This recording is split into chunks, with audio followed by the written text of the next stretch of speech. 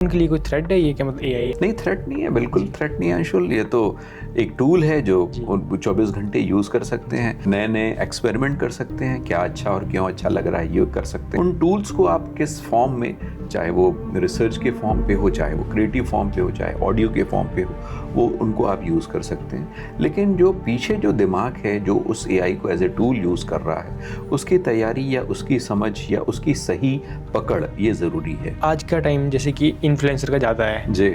तो आज के 10 साल के बाद लेके चलें तो क्या जो प्रोफेशन है वो एक जर्नलिस्ट से ज़्यादा इन्फ्लुएंसर का होगा क्या? जो इन्फ्लुएंसर है शायद मार्केट फोर्सेस या ऑडियंस को तवज्जो देते हुए या अपनी प्रायोरिटी, अपनी इमेज और फॉलोअर्स को देखते हुए करता हो, लेकिन जर्नलिस्ट की रिस्पॉन्सिबिलिटी इंटायरली डिफरेंट है। कैमरा के उस पार हमारी कोई वीडियो को देख रहा है, अगर किसी के पास मोबाइल फ़ोन ही है तो वो क्या करे कि 5 साल के बाद उसका एक अच्छा प्रोफेशन बन जाए? टूल्स कभी जो हैं अपनी कीमत या क्वालिटी के कारण किसी को ऊपर या बड़ा नहीं बना सकते। उसके पीछे जो सोच है, उसके पीछे जो दिमाग है, उसके पीछे जो नज़र है, जो एक्चुअली कैमरे के पीछे या किसी प्रोडक्शन के पीछे काम कर रही है, वो हमेशा सुप्रीम रहेगी। नमस्कार सर। नमस्ते। आज का टाइम जैसे कि इन्फ्लुएंसर का ज़्यादा है जी। तो आज के 10 साल के बाद लेके चलें तो क्या जो प्रोफेशन है वो एक जर्नलिस्ट से ज़्यादा इन्फ्लुएंसर का होगा क्या? जो जर्नलिस्ट है उसकी अपनी एक रिस्पॉन्सिबिलिटी है, और जो इन्फ्लुएंसर है शायद मार्केट फोर्सेस या ऑडियंस को तवज्जो देते हुए या अपनी प्रायोरिटी, अपनी इमेज और फॉलोअर्स को देखते हुए करता हो, लेकिन जर्नलिस्ट की रिस्पॉन्सिबिलिटी इंटायरली डिफरेंट है। और दोनों का अपना अपना वजूद है। मेरा ये मानना है कि दोनों साथ साथ चलते रहेंगे। अगर कोई 12th के बाद मास कम्युनिकेशन चूज़ कर रहा है जी, तो उसके पास ऐसी क्या 3 क्वालिटीज़ होनी चाहिए जो डिग्री से ज़्यादा ज़रूरी है? हमारे पास जो जर्नलिज्म की डिग्री के लिए आते हैं, चाहे वो 3 साल की डिग्री के लिए आएँ या ऑनर्स के लिए आएँ, तो जर्नलिज्म मास कम्युनिकेशन की डिग्री में हम बहुत उनके 12th के सब्जेक्ट्स और परसेंटेज पे गौर नहीं करते, जितना कि वो कितनी शिद्दत से इस मीडिया के कोर्स को करना चाहता है। तो पहली बात तो वो जो ड्राइव चाहिए कि मेरे को मीडिया करना है, मीडिया का कोई सा एस्पेक्ट करना है, कौन सा नहीं करना है, कितना कुछ करना है, बाकी वो सारी चीज़ें आने वाले समय में जब वो पढ़ते हैं स्टूडेंट्स तब रहती हैं। क्वालिटी की बात है तो मेरा ये मानना है कि एक थोड़ा सा इंक्लिनेशन कि देश दुनिया अपने आसपास क्या हो रहा है उसको लेकर एक क्यूरियोसिटी रखें, इंक्विजिटिवनेस रखें, क्योंकि यदि कोई ढूंढने की, जानने की जिज्ञासा होगी तो वो कहीं भी ले जाएगी। दूसरी जो बात आती है कि मेरा ये मानना है कि वो उसकी भाषा ठीक हो, यदि ठीक नहीं है तो ठीक करने की चाहत हो, क्योंकि भाषा के ज़रिए ही हम अपने ऑडियंस तक लेकर जाएंगे। और फिर जो बात है क्रिएटिविटी की, तो क्रिएटिविटी आप खूब सारा यदि कंटेंट, चाहे वो पढ़ने, सुनने, देखने में कंज्यूम करते हैं, तो ऐसे स्टूडेंट्स या ऐसे जो छात्र हैं वो उन कॉन्टेक्स्ट को बेहतर समझ पाते हैं कि बोला क्या जा रहा है, पढ़ाया क्या जा रहा है और मैं क्या कर सकता हूँ। तो ये 3 चीज़ें, जिज्ञासा हो, चाहत हो और थोड़ी सी तैयारी हो। जी सर, आज के टाइम में एआई का दौर है जी। तो एआई आज के टाइम में मतलब स्क्रिप्ट भी बना रहा है, न्यूज़ भी बना रहा है जी। तो आपको मतलब आगे का टाइम कैसा रहेगा? एआई जो भी आप करना चाहते हो उसको इन्हेंस करता है, फास्ट करता है। आपकी जो समझ है प्रॉम्प्ट देने की, जितनी अच्छी समझ होगी उतना अच्छा वो क्रिएट कर लेता है। तो अगेन बेसिक बात आती है कि रूल्स तो चाहिए ही चाहिए, उसकी समझ चाहिए ही चाहिए। उन टूल्स को आप किस फॉर्म में, चाहे वो रिसर्च के फॉर्म पे हो, चाहे वो क्रिएटिव फॉर्म पे हो, चाहे ऑडियो के फॉर्म पे हो, वो उनको आप यूज़ कर सकते हैं। लेकिन जो पीछे जो दिमाग है जो उस एआई को एज ए टूल यूज़ कर रहा है, उसकी तैयारी या उसकी समझ या उसकी सही पकड़, ये ज़रूरी है, जो कि एकेडमिक बैकग्राउंड से या अच्छे शिक्षक के मार्गदर्शन में या खूब सारी कोशिशों के बाद निश्चित रूप से निखरती है। सर ये जैसे कि इस मास कम्युनिकेशन के जो स्टूडेंट्स हैं जी, उनके लिए कोई थ्रेट है ये क्या, मतलब एआई? नहीं, थ्रेट नहीं है, बिल्कुल थ्रेट नहीं है अंशुल। ये तो एक टूल है जो 24 घंटे यूज़ कर सकते हैं, नए नए एक्सपेरिमेंट कर सकते हैं, क्या अच्छा और क्यों अच्छा लग रहा है ये कर सकते हैं।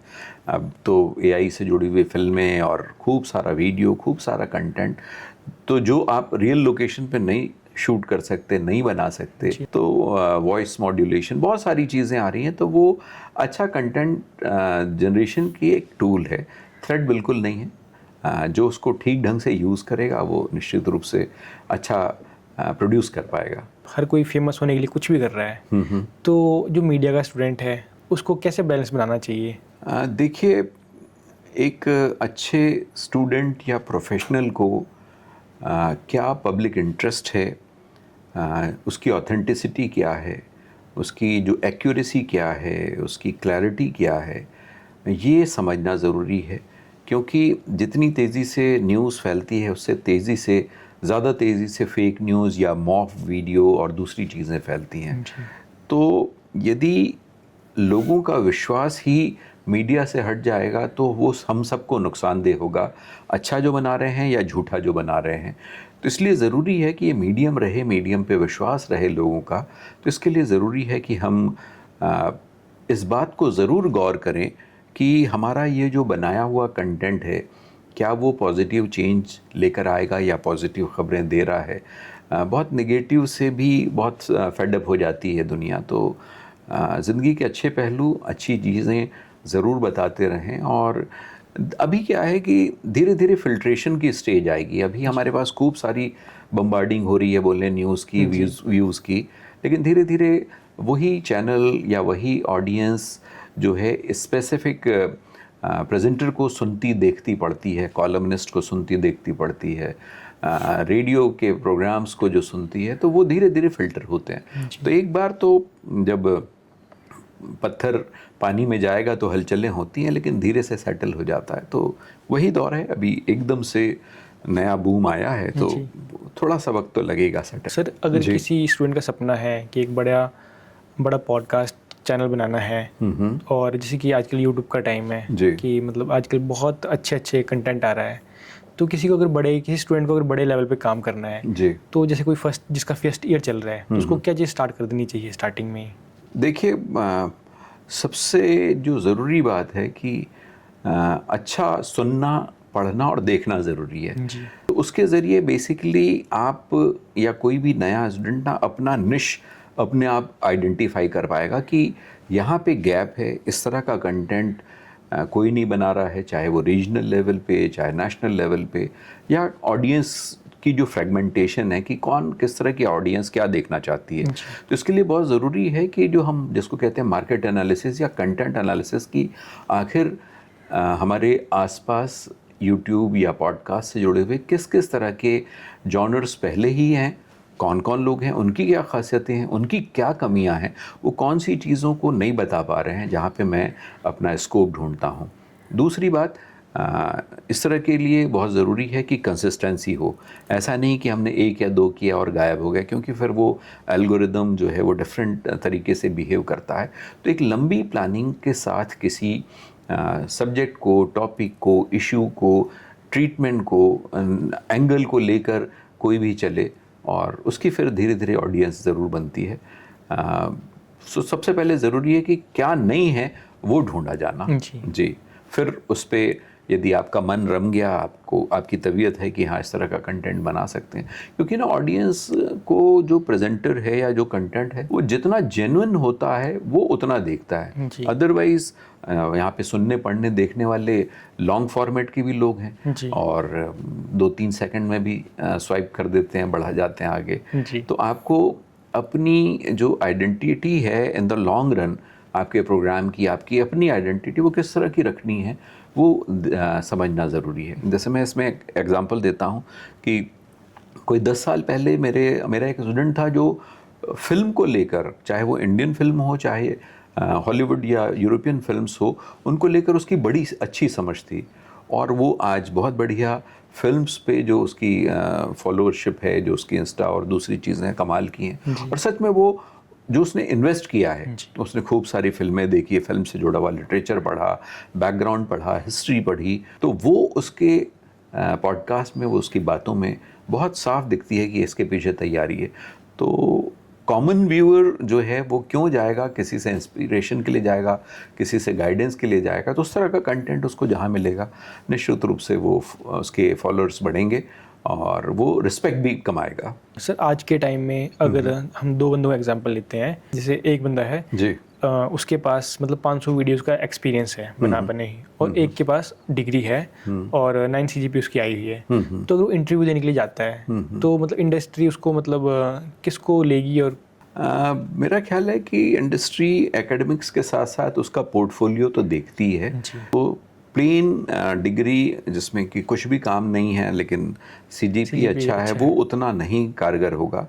इसलिए ज़रूरी है कि जो भी आप प्रोफेशनल कोर्स कर रहे हैं और मीडिया से जुड़े हुए कोर्स कर रहे हैं, तो उसमें थ्योरी का और प्रैक्टिकल का बैलेंस ज़रूरी हो, क्योंकि आपका जो रेज्यूमे है उसके साथ आपने एक छोटा सा लिंक दिया कि मेरे ये काम है, तो उसमें से हो सकता है आपका कोई एक फोटोग्राफ भी आपके प्रोबेबल जो आपको जो वो करने वाला है, जो आपको जॉब देने वाला है, उसको लगे कि इस एक फोटोग्राफ के ज़रिए भी मैं इसको तराश सकता हूँ या मैं अपने ऑर्गेनाइजेशन के पॉइंट ऑफ व्यू से बांध सकता हूँ।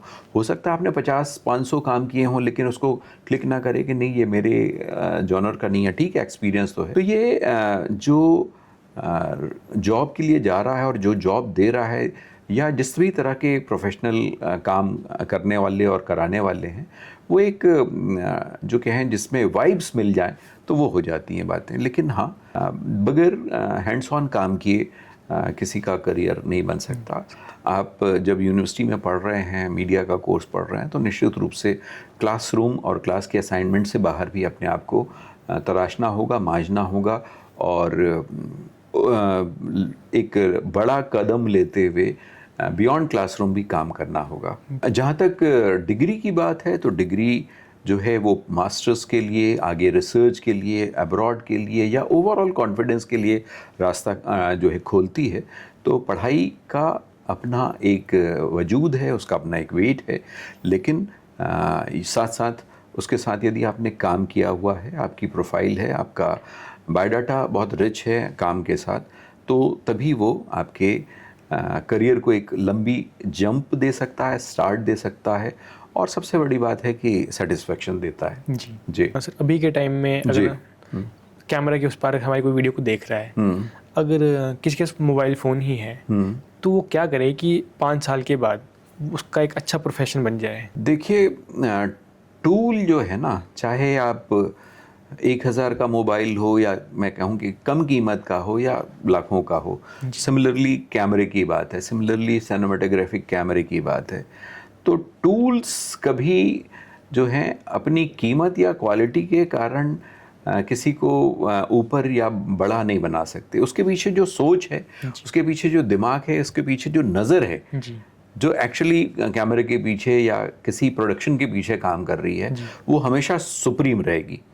क्योंकि लाखों का कैमरा हो लेकिन आपको आपके जहन में यदि फिल्म नहीं है, आपको पता नहीं है कि मुझे कौन से शॉट्स के बाद कौन से शॉट्स लेने हैं और कैसे मैं उसको अरेंज करूँगा, कैसे मैं अपनी कहानी कह पाऊँगा, तो फिर वो लाखों का कैमरा भी बेकार है। लेकिन यदि आपको पता है कि मुझे ये 3 फ़ोटोज़ सबमिट करने हैं, ये फ़ोटो फीचर मेरा असाइनमेंट है, या मेरे जो कस्टमर ने उसने मेरे को ये 3 फ़ोटोज़ में ही मेरे को एसेस करने के लिए बोला है, तो वो 3 फ़ोटो भी कमाल हो, चाहे वो क्वालिटी वाइज कैमरे की क्वालिटी वाइज पुअर हो, चलेगा, लेकिन वो जो सोच है ना, वो आपको लंबे समय के लिए ठहरा देगी, आपको याद रखवा देगी।